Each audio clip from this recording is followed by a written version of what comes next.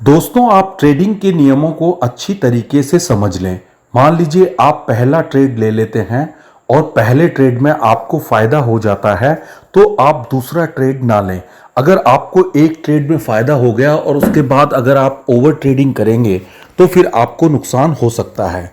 इसी तरीके से आप इस बात को ऐसे समझें कि यदि आपने पहला ट्रेड ले लिया और पहले ट्रेड में आपको फायदे की जगह नुकसान हो गया, तो उसके बाद उस फायदे को कवर करने के लिए ओवर ट्रेड ना करें, क्योंकि आपका ऐसा ओवर ट्रेड आपको ज्यादा नुकसान दे सकता है।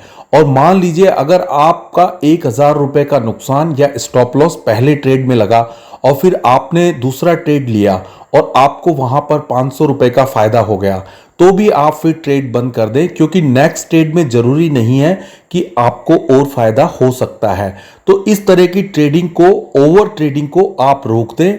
एक बार अगर स्टॉप लॉस आपका लग गया तो उस जगह से हट जाए और पैसा निकालने के लिए ओवर ट्रेड ना करें, इससे आपका ज्यादा नुकसान हो सकता है। और इस तरह की आप ये समझिए, आप बदले की भावना से ट्रेडिंग कर रहे हैं।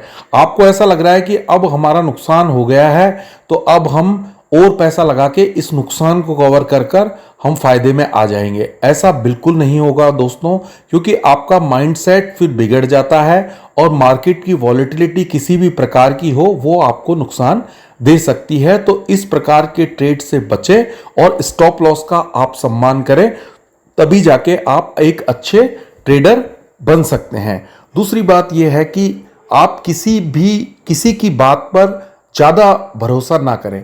जो आपने रूल्स बना लिए उसी पे भरोसा करें और उन रूल्स को पहले फॉलो करें। मान लीजिए आपने रूल बना लिया कि आज मुझे 10,000 रुपए की ट्रेडिंग करनी है, तो आप 10,000 रुपए की ट्रेडिंग करें और आपने यह सोच लिया कि आज मुझे 2,000 रुपए का स्टॉप लॉस लेना है। यानी कि आपको ऐसा लगता है कि अगर मैं 2,000 का स्टॉप लॉस लूंगा और 3,000 रुपए का मैं फायदा करना चाहता हूं, तो अपने नियम पर आप बने रहें। अब आप क्या करते हैं कि मान लीजिए आपका 2,000 रुपए का स्टॉप लॉस लग गया, तो आप उसको निकालने के लिए ओवर ट्रेड करते हैं और फिर आपको ज्यादा नुकसान हो जाता है। तो इस तरीके से आपको कैपिटल का लॉस होता है। और ये बात बता दें कि पहले दिन मान लीजिए नुकसान आपको हुआ है, तो दूसरे दिन मार्केट उसी दशा में नहीं चलेगा। यानी कि जिस फार्मूले पे, यानी कि जिस कंडीशन पे आपका स्टॉप लॉस पहले दिन हिट हुआ है, तो दूसरे दिन मार्केट की वो कंडीशन नहीं होगी। अब उस दिन मार्केट नीचे गया या ऊपर गया, या दूसरे दिन इस तरीके से कि आपका स्टॉप लॉस न हिट करके आपको एक बड़ा मुनाफा दे गया, तो आपका पेशेंस यहां पर बहुत ज्यादा काम आता है। तो इस बात का आप जरूर ख्याल करें, तो आपको निश्चित रूप से अच्छा फायदा होगा। इन छोटी छोटी बातों का ध्यान रखकर आप एक अच्छे ट्रेडर बन सकते हैं। और ट्रेडर के लिए यह जरूरी है कि वह पेशेंस यानी कि धैर्य अच्छी तरीके से रखेगा, तभी वह एक अच्छा ट्रेडर बन सकता है। और दूसरी बात यह है कि दोस्तों, ऑप्शन, मान लीजिए आप बैंक निफ्टी की ऑप्शन या निफ्टी की ऑप्शन में ट्रेडिंग करते हैं और फिर दूसरे दिन आप स्टॉक्स में ट्रेडिंग करते हैं, तो ऐसा ना करें। केवल एक सेगमेंट को चुन लें। मान लीजिए आप बैंक निफ्टी में ट्रेडिंग कर रहे हैं, तो आप बैंक निफ्टी या ऑप्शन के ट्रेडर हैं, तो आप ऑप्शन में ट्रेडिंग करके अपने नियमों को बना लें और उन्हीं नियमों को आप इंट्राडे फॉलो करें। क्योंकि देखिए, इंट्राडे मार्केट बहुत ही वॉलेटाइल होता है और इसमें उतार चढ़ाव बहुत ज्यादा होते हैं। इसलिए इस बात को आपको समझ लेना चाहिए कि जो इंट्राडे ट्रेडर होते हैं उन्हें हमेशा बहुत ही पेशेंस से और अपने नियमों के अनुसार ही काम करना पड़ता है।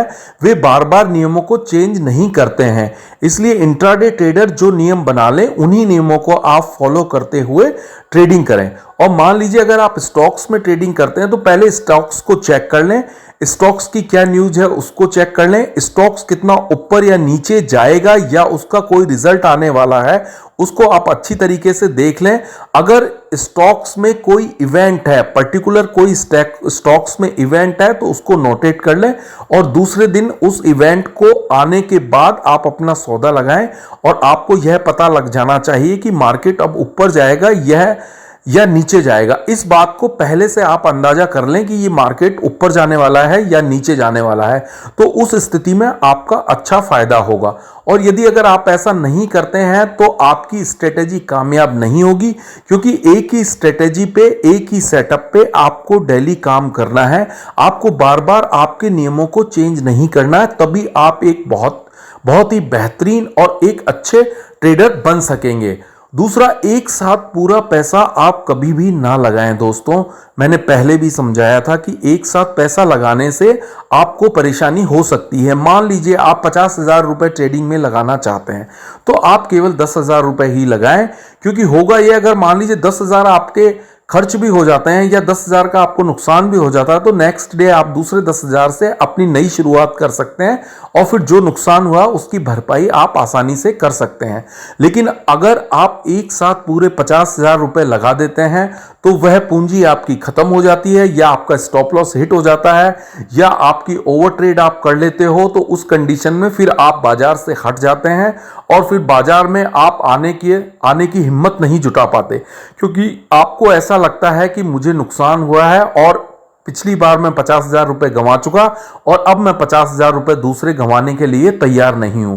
लेकिन अगर आपने पैसे का डिवाइडेशन कर लिया तो आपको यह है कि आपने केवल 10,000 रुपए लगाए और फिर उसके बाद आप 10,000 रुपए लगा के दूसरी ट्रेडिंग आप स्टार्ट कर सकते हैं, जिसमें आपको एक अच्छा फायदा हो सकता है। तो इस तरीके से अगर आप ट्रेडिंग के नियमों को फॉलो करेंगे तो आप निश्चित तौर पर फायदे में आ जाएंगे। एक और चीज आप ध्यान रखें, अगर आप टेक्निकल एनालिसिस पे ट्रेडिंग करते हैं तो सारे टेक्निकल रूल्स, इंडिकेटर का पहले अच्छी तरीके से आप अध्ययन कर लें, उनकी जानकारी ले लें और उसके बाद ही आप मार्केट में उतरें। ऐसा ना करें कि आपका आधा अधूरा ज्ञान फिर आपको नुकसान पहुंचाएगा। और एक अंदाजे से बिल्कुल ट्रेडिंग ना करें। आप सोचते हैं कि ये मार्केट 500 पॉइंट ऊपर चला जाएगा तो मैं 500 पॉइंट ऊपर का सौदा लगा देता हूं और इसमें मुझे 500 पॉइंट मिल जाएंगे। ऐसा ना सोचें, क्योंकि रोज रोज आपकी सोच के हिसाब से मार्केट ऊपर या नीचे नहीं जाएगा। मार्केट के जो रूल्स हैं उसके अनुसार अगर आप काम करेंगे तो आपको अच्छा फायदा होगा।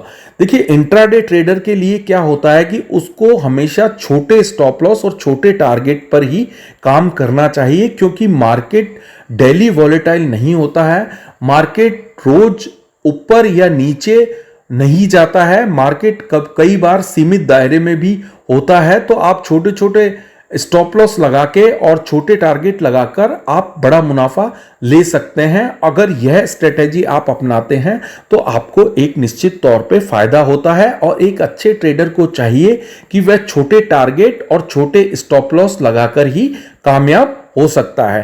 ट्रेडिंग के नियमों को पहले अच्छी तरीके से दोस्तों समझ लें, अच्छी तरीके से उनका अध्ययन कर लें, उसके बाद ही मार्केट में आप उतरें। और आधे अधूरे ज्ञान के साथ अगर आप मार्केट में उतरेंगे तो यह निश्चित है कि आप अपना अधिकांश पैसा मार्केट में गंवा सकते हैं। मैंने दोस्तों आपको कुछ बातें बहुत ही अच्छे तरीके से समझाई हैं। आप इनका अच्छी तरीके से फॉलोअप करें और ट्रेडिंग में कामयाब हों। Best of luck to you.